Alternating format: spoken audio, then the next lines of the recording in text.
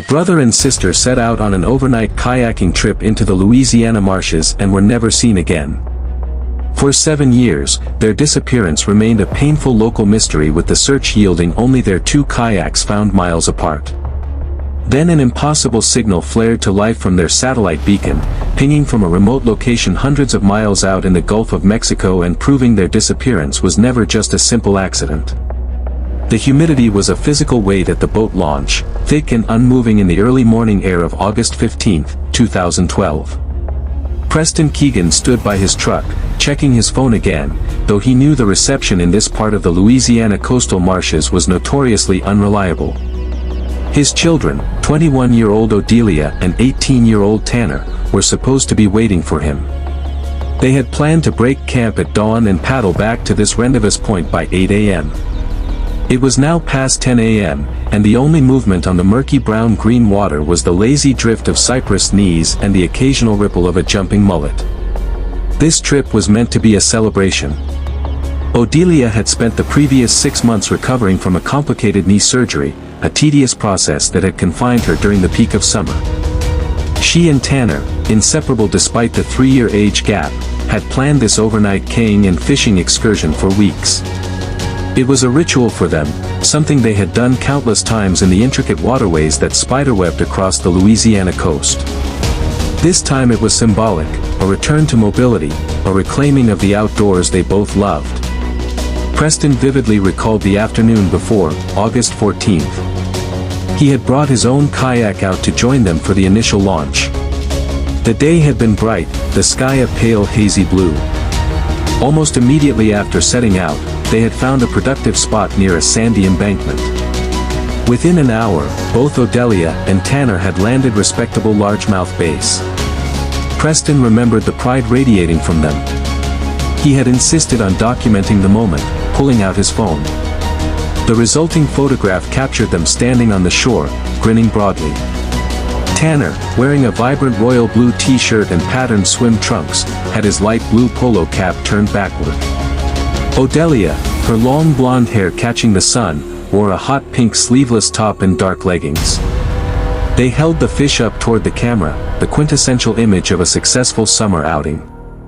Shortly after taking the photo, around 4:00 p.m., Preston had bid them farewell. They were equipped with camping gear, supplies for a campfire dinner, intending to cook the fish they caught, and crucially, a satellite emergency beacon, a standard precaution for remote excursions. He left them to paddle toward their favorite secluded campsite, the plan firm for the next morning's pickup. Now hours overdue, the silence at the boat launch felt wrong. The initial annoyance of waiting had curdled into a tight knot of anxiety. They knew these waters. They were experienced kayakers. They wouldn't simply be late without attempting to make contact. Deciding he could no longer wait passively, Preston unloaded his own kayak from his truck and pushed off into the water. He began the familiar paddle toward the campsite they always used, a small clearing accessible only by water. The journey took nearly 40 minutes. As he rounded the final bend, he scanned the shoreline, expecting to see the bright colors of their kayaks pulled up onto the bank. He found the campsite, but it was eerily incomplete. The tent was erected, standing slightly askew. Near a fire pit, which was stone cold and appeared unused since the previous evening, some basic gear was scattered. A cooler, a tackle box, a dry bag with some clothes. But the siblings were gone. More alarmingly, their 2 kayaks were missing. The scene suggested they had set up camp and then for some unknown reason returned to the water. There was no note, no sign of distress, just an unsettling absence. Preston circled the area, calling their names until his voice grew. The marshland absorbed the sound, offering nothing in return. The sense of wrongness intensified. Why would they leave their campsite in the middle of the night or early morning? Why take the kayaks but leave other essential gear behind? Returning to the boat launch, his movements now frantic, Preston drove until he found a reliable cell signal. He contacted the local sheriff's office. A missing persons report was officially filed for Odelia and Tanner Keegan. Given the environment and the circumstances, the initial operating theory among the first responders was tragically straightforward. The siblings had likely encountered trouble on the water during the night and accidentally drowned. The immediate response was rapid and comprehensive. The disappearance of 2 young adults in the vast unforgiving environment of the Louisiana marshes triggered a multi-agency search operation. Local law enforcement coordinated with the U.S. Coast Guard, the Louisiana Department of Wildlife and Fisheries, and a growing contingent of volunteers. The search zone was immense, encompassing miles of interconnected bayous, canals, lakes, and dense wetlands. The environment itself was the primary obstacle. The water was murky, visibility often reduced to inches. The shorelines were dense with reedy grasses and cypress swamps, making ground searches slow and perilous. Airboats skimmed the surface, their massive fans roaring through the silence while helicopters crisscrossed the area from above. Sonar equipment was deployed in the deeper channels, attempting to peer beneath the opaque surface. For the first 48 hours, the search focused on the area between the campsite and the boat launch, operating under the assumption that Odelia and Tanner had attempted to return, but encountered an accident. Preston Keegan was relentless, participating in the search, providing detailed knowledge of the areas his children frequented. The prevailing theory that they had simply drowned didn't sit right with him. They were strong swimmers, cautious kayakers. While accidents happened, the absence of any debris, any floating gear, or the kayaks themselves was puzzling. If a kayak capsized, gear usually broke free and floated. On the 3rd day of the search, August 18th, a breakthrough occurred, but it didn't clarify the situation. It fractured it. A Wildlife and Fisheries airboat located Tanner's kayak. It was found drifting in a main waterway several miles from the campsite. The kayak was capsized and some minor scuff marks were visible on the hull. This discovery seemed to confirm the investigators' worst fears. It was the classic signature of a boating accident. The focus intensified around this location with dive teams brought in to search the bottom for the siblings. The operation shifting grimly from rescue to recovery. However, just hours later, a second discovery fundamentally altered the trajectory of the investigation. Odelia's kayak was found, but its location and condition made no sense in the context of an accident. It was discovered nearly 5 miles away from Tanner's kayak near the entrance of a restricted industrial access canal. Unlike Tanner's, Odelia's kayak was upright, undamaged, and appeared to have been deliberately pulled close to the bank near a service road. The separation of the kayaks presented an immediate confounding problem. If they had been together when an accident occurred, the kayaks should have been found in relatively close proximity, subject to the same currents and winds. The distance between them suggested they had separated voluntarily or had been separated by force. Furthermore, the location of Odelia's kayak was highly unusual. The industrial canal serviced a large sprawling logistics and prochemical support facility owned by Zaire Industrial Solutions. It was a private, heavily secured area, not a place recreational kayakers would typically venture, especially not at night. The facility operated 24 hours a day, providing support for offshore oil rigs and managing significant maritime traffic. The discovery immediately shifted the focus of the investigation. The theory of a simple accident could no longer account for the evidence. Investigators began to question why Odelia's kayak was there. Had they sought help at the facility? Had they stumbled upon something they weren't supposed to see? Detectives arrived at the Zaire Industrial Solutions facility, expecting cooperation. The facility was a major employer in the region, and its management typically maintained a cooperative relationship with local authorities. However, the investigation into the Keegan disappearance encountered immediate and unexpected resistance. When detectives requested access to the security logs for the night of August 14th and the early morning of August 15th, they were met by the facility's head of security, who politely but firmly explained that the data for that specific time frame had been corrupted due to a system glitch during a routine update. This explanation was met with intense skepticism by the detectives. When they requested CCTV footage covering the canal entrance and the service road where the kayak was found, the response was equally frustrating. They were informed that the coverage in that specific sector was minimal and the few cameras present were either malfunctioning or pointed in the wrong direction that night. The resistance was polished but impenetrable. Zeller Industrial Solutions through its corporate representatives and legal counsel stonewalled attempts to interview employees who were on shift that night without a company lawyer present. The interviews that did take place were brief and yielded nothing. Employees claimed to have seen nothing unusual, their answers rehearsed and uniform. The investigation hit a wall. The physical evidence pointed toward the facility. Your likes tell me you want more original case like this, so smash that subscribe button if you enjoyed it. But the corporate infrastructure blocked any further inquiry. Without probable cause for a warrant, which the presence of the kayak alone did not provide, they could not force access. With the industrial lead stalled, investigators were forced to look elsewhere. They needed a plausible alternative theory that could explain the disappearance and the separated kayaks. Attention turned to the localized tensions within the commercial fishing community in the area. The marshlands were not just a recreational area. They were a vital economic resource. Investigators learned of an ongoing, sometimes violent jurisdictional dispute between two competing commercial fishing operations. Reports indicated that these groups were known for aggressively protecting their territories, sometimes resulting in confrontations, sabotage of equipment like cut lines or damaged traps, and threats of violence. A new theory emerged. Perhaps Odelia and Tanner kayaking at night had inadvertently paddled into an area where one of these operations was taking place. They might have been mistaken for rivals, or perhaps they witnessed an illegal activity such as poaching or sabotage. This theory gained traction because it provided a motive for foul play in a remote area where conflicts often went unreported. For several weeks, the investigation focused heavily on this angle. Detectives interviewed known members of the competing fishing operations, scrutinized their activities, and looked for any sign of involvement. The investigation consumed significant resources driven by the need for answers in the face of growing community pressure. However, despite the thoroughness of the inquiry, no connection could be established between the fishing disputes and the Keegan siblings. The individuals involved had verifiable alibis and no physical evidence linked them to the disappearance.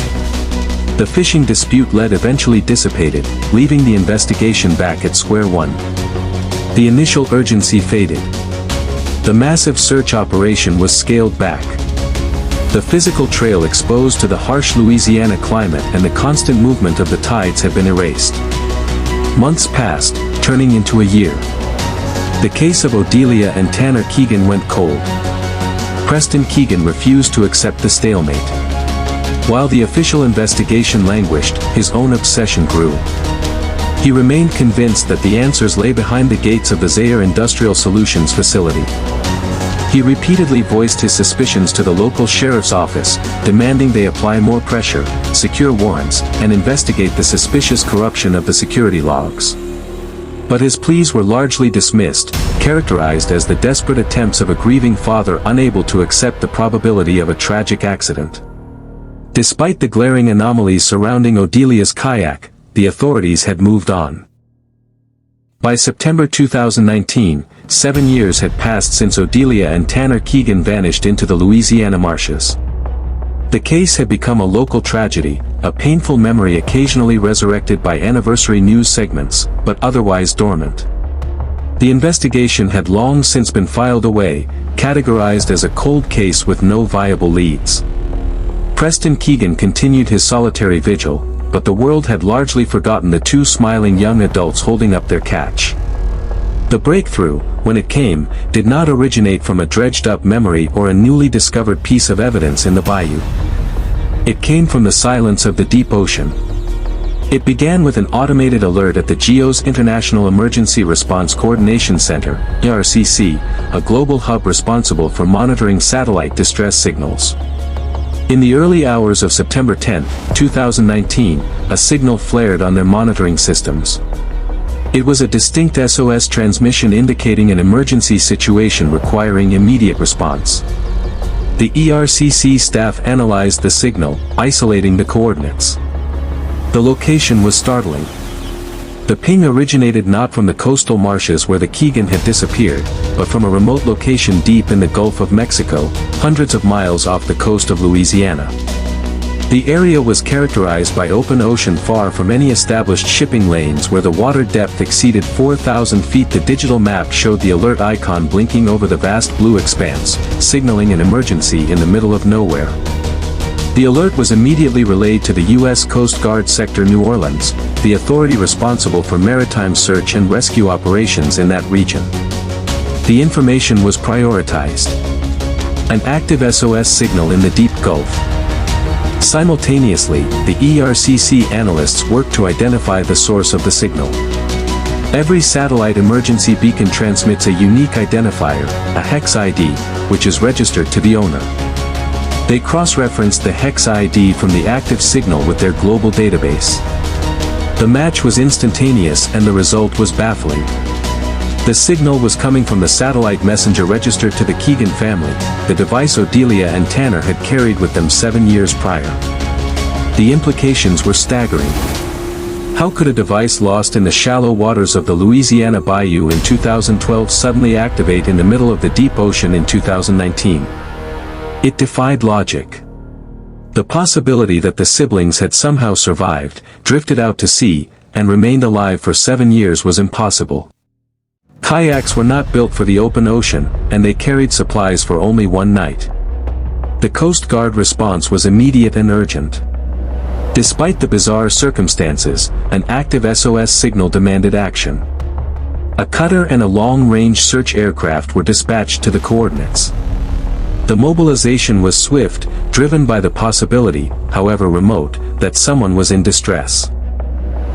The aircraft arrived on the scene first, sweeping the area with advanced sensors and visual observation. The weather was clear, the sea relatively calm. They found nothing. The vast expanse of the Gulf of Mexico was empty. There was no vessel, no debris field, no life raft. The cutter arrived hours later conducting a detailed search pattern around the coordinates. They deployed specialized equipment, listening for any sign of human activity or a submerged object. Again, nothing. The mystery deepened when the analysts at the ERCC reviewed the transmission data. The signal had not been continuous. It had activated suddenly, transmitted the SOS burst for approximately 90 seconds and then gone silent. The abrupt cessation of the signal was as mysterious as its activation. The discovery sent shock waves through the cold case unit. The physical evidence, the satellite beacon, had resurfaced in an impossible location. The ghost signal raised a host of agonizing questions. Had the device been adrift for 7 years, finally succumbing to the elements triggering a false alarm? That seemed highly unlikely given the specific nature of the SOS transmission, which usually required manual activation. The more plausible and more disturbing interpretation was that someone had been in possession of the device and had transported it to the deep Gulf. The brief transmission suggested an accidental activation or perhaps a deliberate but quickly aborted attempt to signal for help. The accident theory, long the favored explanation for the disappearance, was now definitively discarded. The ping confirmed what Preston Keegan had believed for 7 years. Something deliberate, something sinister had happened to his children. The investigation was reignited, but the focus was no longer the murky waters of the marshes. It was the vast concealing depths of the Gulf of Mexico and the unknown mechanism that had transported the evidence there. The case was no longer just a local mystery. The maritime location and the passage of time brought federal agencies into the fold. The investigation had a new beginning, triggered by a signal from the past. The ghost signal from the Gulf of Mexico didn't just reopen the Keegan case, it transformed it. What had been a localized missing persons investigation hampered by jurisdictional limits and a lack of evidence was now a complex federal inquiry involving the FBI, the Coast Guard Investigative Service, KAIS, and specialized maritime forensic units. The central question was no longer what happened in the bayou, but how the evidence ended up in the deep ocean 7 years later. Investigators knew they had to start at the beginning, re-evaluating every assumption made in 2012. This meant returning to the one person who had never stopped investigating, Preston Keegan. When federal agents arrived at Preston's home in late September 2019, they found a man consumed by the disappearance.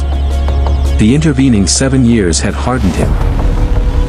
The initial frantic energy had been replaced by a methodical, obsessive focus.